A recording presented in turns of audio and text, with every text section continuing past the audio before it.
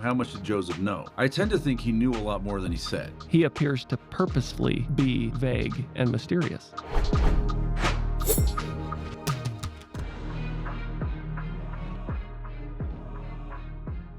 What we have is not the Book of Ether. We have the account of Moroni taken from the Book of Ether. So we have a piece of art created by Moroni to tell us something. You have you seen Jerry Grover's recent interview? Am I allowed to mention other? Yeah, sure. He's on Ward Radio. Grover, sure.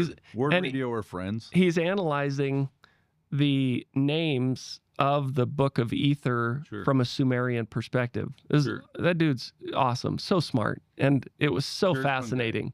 Yeah.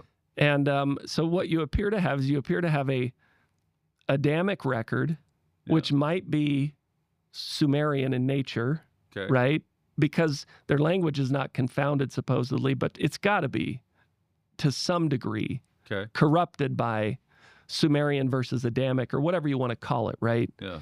And then you have a Hebrew record, which is not really a Hebrew record. It's a Reformed Egyptian record, but it's the tail end of the Reformed Egyptian record, and they admit we're not really as good at doing the Reformed Egyptian as we used to be. Only a few of us can do this. Yeah. So you have truly a piece of art, right? Almost like a Joseph Smith type thing where we have this notion that Joseph is like magically getting the words to write, and Oliver Cowdery tries to do that, and Joseph's like, it doesn't work like that. Yeah. Right?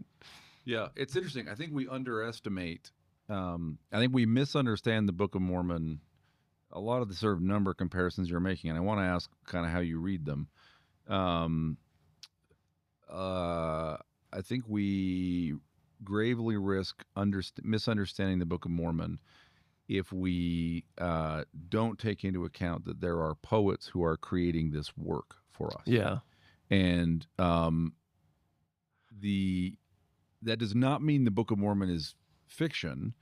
It means the Book of Mormon is an ancient work of poetry. It is a prophetic work. It doesn't mean it doesn't contain history, but it does mean that if we see that 43 men are sent somewhere and they recover 24 of something, that we know that doesn't necessarily really mean that there were 43 guys and they went somewhere and found 20. Like, it can mean something else. Yeah. What if their names are not even their names, but are an act of poetic scripture I think writing? That's probably systematically the case. But like, why do we have two different missionaries named Ammon, and each one has 3 named companions? Yeah. Why is it Ammon plus 3 twice? Yeah. Right? That's strange. It feels like deliberate poetic creation, not by Joseph. So you use the word masterfully. One of the ways in which I think the Book of Mormon is masterful is it's effortless and it's unself-conscious. It never points at itself. Right. Look at me. Look at the connection I made.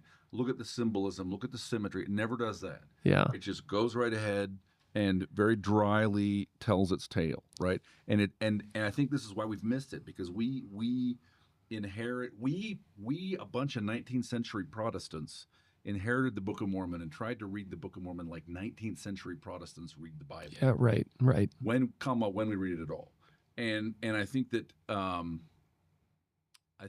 leaves us at the Peshat level of interpretation. Yeah. We read everything literally. And if you stay there, the scholarly world rightfully will challenge you and beat you. Sure. Right? Because if you can't graduate from that level, you'll never come to understand, I think, how God works with man. Like, this is not an exercise here in this world to prove that God exists. Right? 100%. This is an exercise to prove why we need him. Right. And why he must exist for us to have a meaningful existence. Right. The Book of Mormon is a very interesting piece of evidence for the prophetic calling of Joseph Smith, but that is not the point of the Book of Mormon. Well, and that's part of what I started to realize in looking at the Book of Revelation in comparison to the Book of Mormon is how often Joseph could have said, look what I did here. Right. But he never does that. Or in his subsequent career, we have lots of his people writing down his speeches. Right. or Revelations, and he never says, by the way, you will notice that I changed the number of spirits from 7 to 12. And here's why. Or, in his sermons. So it's this interesting question. I tend to think, there's this question of how much did Joseph know? I tend to think he knew a lot more than he said. Yeah. But whether he did or not, like the Book of Mormon is this astonishingly complex work about which he says surprisingly little. Yeah. And in fact, if you look at like where he makes reflections through Revelation in D&C 77 on the Book of Revelation, he appears to purposefully be vague and mysterious. Interesting. Which matches the lead-in by these ancient prophets to each other's works. Yeah.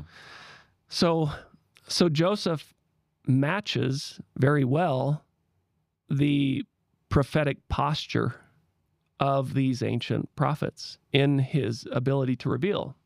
So let me ask you, the 43 and the 24. So are you thinking that the presence of these numbers is pointing at the Book of Mormon, or are you thinking that the presence of these numbers together point at something else? Both. Okay. So and let's go to that, okay?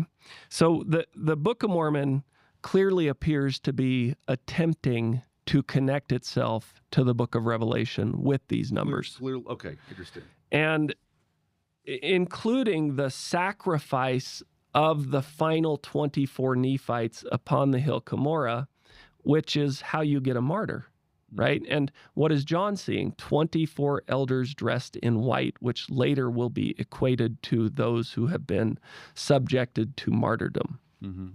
Or, if not from the perspective of martyrdom in that you were killed, a servant's life dedicated to the work of the Lord at the expense of all other things in a human's life.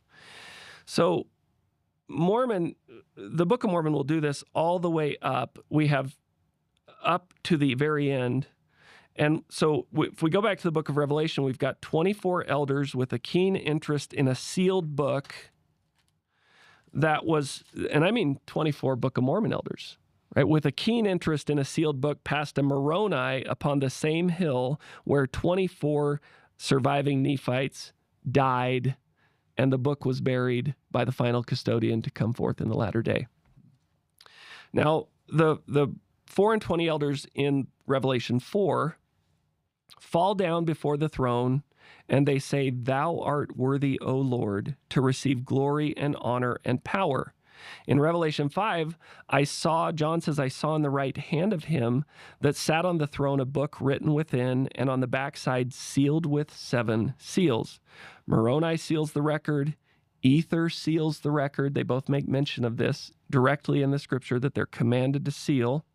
According to one witness of the Book of Mormon, there was a sealant securing about half the book from tampering, and this sealed portion made it impossible to separate the leaves and appeared as solid as wood. That, I think, was David Whitmer interview. So Revelation 5:1, I saw in the right hand of him that sat on the throne a book written within, and on the backside sealed with 7 seals. Now, Joseph will say in D&C 77:6, he'll answer a question, what are we to understand by the book which John saw, which was sealed on the back with 7 seals? Joseph says we are to understand that it contains the revealed will, mysteries, and the works of God. And I think this is the key part. The hidden things of his economy concerning this earth during the 7,000 years of its continuance. Now, I would argue that we, like the ancient Jaredites, or unlike, the ancient Jaredites, we have had our language confounded. And our confounding has come in a very short period of time. You're familiar with Royal Skousen, who does the study on the language, the 16th century. Of the Book of Mormon. Yeah, and if you think about the Book of Mormon from the perspective of 16th century English and the Bible as well, we don't speak 16th century English, right? Sure. We don't even understand it. Sure. So when we see a word like the economy, if I were to look that up in Webster's 1828 dictionary, which gives us a much better idea of its meaning in 16th century English, it says primarily the management, regulation, and government of a family. Mm-hmm. Okay, now think of those words: regulation, management, government. all three of those words imply some authority, right? Nomos is law. Oikos is house. It's the law of the house. That's what economy interesting. Is. Yeah. So we're talking keys, right? I mean, if we're talking regulation, government, and management, you can't do those things without keys.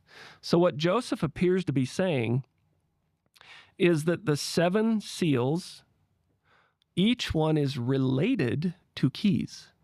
Mm-hmm.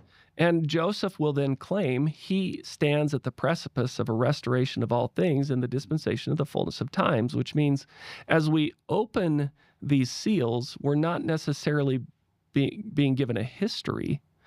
We're rather being given imagery relative to keys and authority being restored. Now, again, from an LDS perspective, that should just cause alarm bells to go off in our head that John is unsealing or seeing the unsealing at a future date of these keys to somebody or something.